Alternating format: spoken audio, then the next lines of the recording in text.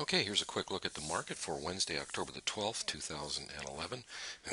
We were looking down, by the way, these are the market profiles. We like to use them in our analysis. This is what occurred today, this is what occurred overnight, and this one over here is what occurred yesterday. So we were looking at upper support in around 86. You can see the market dip below that. Our next one was down here around 76. Didn't get quite there, but then overnight it had a really good up move, and when the up auction that we have been in um, um, really kind of bolstered our expectation for something like that, or at least a possibility something like that could occur. Yesterday I said that I wouldn't be surprised if we had a bit of a pullback first before another rally up higher to that target of around the 1214 area. And this pullback did come, of course, that 86 area is very, very close to where we closed yesterday. And then to get down to the 76 area, couldn't quite get there.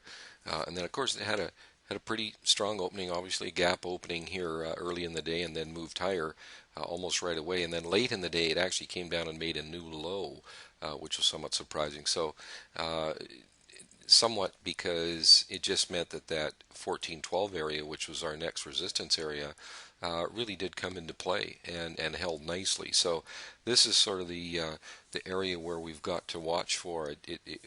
I would not be surprised if the market went back up there and tested that area again very soon. And even today's low, where the market came down and bounced from there, this is a potential support as well. So we're looking really at today's low as potential support, which was 96.50, and then probably down another couple of points as well. And then after that, back down to our 86 level, and then the 71 to 76 level. So there's some areas down below where the market can come into play. What we'll have to watch for tomorrow, of course, is the jobless claims numbers. Be released at 8:30 a.m. Eastern Time, as well as the international trade numbers, and then at 2 o'clock the Treasury budget. So there will be a little bit of news tomorrow. Usually now the jobless claims obviously can move the market. So we'll have to keep our eye on that to see what kind of reaction we get. But I think the first thing to do is to monitor that 96 area to see if the market can continue to hold above that. I would actually say the next area of likely support is probably down around the 93 area.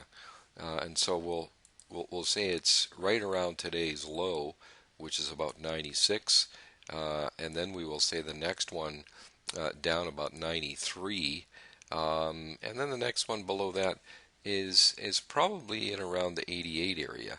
So there are some areas in here. All of these could be support. And so we'll monitor those to see what happens after the news and overnight, of course. See if the market can get up there and test onto that 14 area. Above that, we have 20, and then up to 23 is the next areas of as targets. We also use the market profiles from the regular trading hours in our analysis, and that's what you're looking at here. This is our chart with our software. And you can see that we have this, what we call our intraday filter down here. We try and match up our trades with this filter. So if the filter is green, we have a preference to taking the long trades, especially if our intraday bias is up, which it is right now. And so the long trades that we like to take were right in here. Now this particular trade, as you can see, it took all day for it to get hit, and this is pretty late in the session by the time the market came down and hit on that price. So we generally don't take the trades when they are that late. In this case, this one occurred, it was within 10 minutes of the cash closing, so don't really like to take trades when they're that late. However, the fill rate there, it did have a nice bounce of about 3 points. Sorry, it was 2.5 points from this bounce here up to here, so it actually worked out okay. The other long trade that we had was right here. We did take this trade, even though that at that time we were in a neutral filter because of our intraday analysis as being up. However, because we did have the 1414 area as resistance, and here it is right up here, you can see our resistance was that we calculated was right there. You can see how the market did go up, test above it, and not stay there very long at all. As a result, we did also take this short trade because of that. We were in a red filter.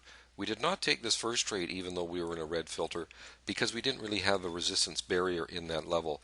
We waited until the market got up and tested the 14 area because we knew that was resistance, and that's why we went ahead and took this trade. So as it turns out, we only took this long trade here and this short trade here that both worked out quite nicely.